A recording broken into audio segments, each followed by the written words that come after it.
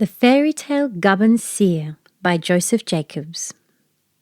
Once there was a man, Gubbon Seer, and he had a son called Jack. One day he sent him out to sell a sheepskin, and Gubbon said, "You must bring me back the skin and the value of it as well."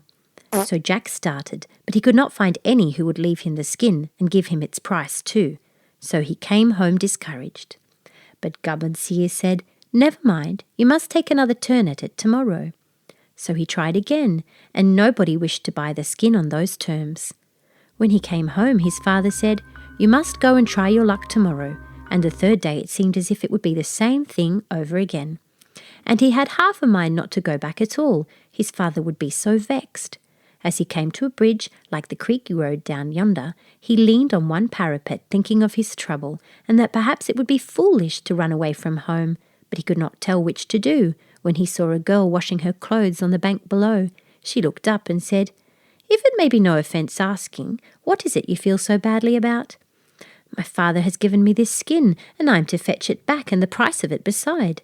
"Is that all? Give it here and it's easy done." So the girl washed the skin in the stream, took the wool from it, and paid him the value of it, and gave him the skin to carry back.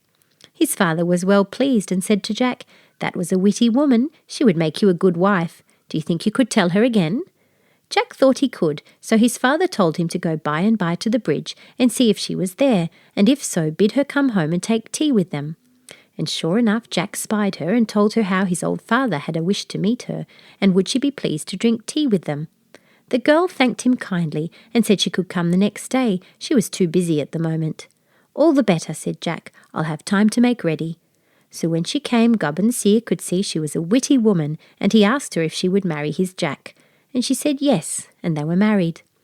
Not long after, Jack's father told him he must come with him and build the finest castle that ever was seen, for a king who wished to outdo all others by his wonderful castle. And as they went to lay the foundation stone, Gubbon Seer said to Jack, "Can't you shorten the way for me?"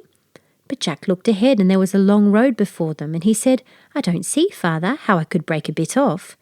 "You're no good to me then, and had best be off home." So poor Jack turned back, and when he came in, his wife said, "Why, how's this you've come alone?" And he told her what his father had said and his answer. "You stupid," said his witty wife, "if you had told a tale you would have shortened the road. Now listen till I tell you a story, and then catch up with Gubbon Seer and begin it at once.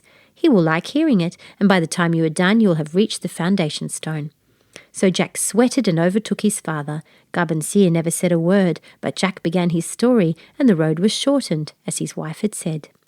When they came to the end of their journey, they started building of this castle, which was to outshine all others. Now the wife had advised them to be intimate with the servants, and so they did as she said, and it was good morning and good day to you as they passed in and out.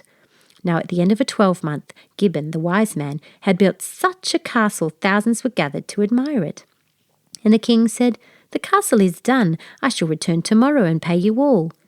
"I have just a ceiling to finish in an upper lobby," said Gubbon, "and then it wants nothing."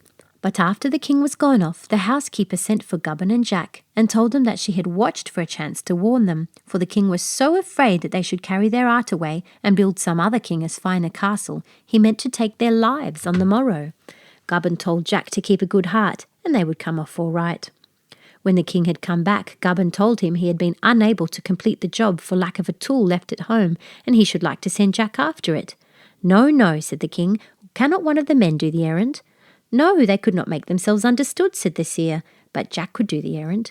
"You and your son are to stop here, but how will it do if I send my own son?" "That will do."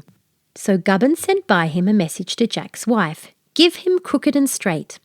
Now there was a little hole in the wall rather high up, and Jack's wife tried to reach up into a chest thereafter, crooked and straight, but at last she asked the king's son to help her, because his arms were the longest.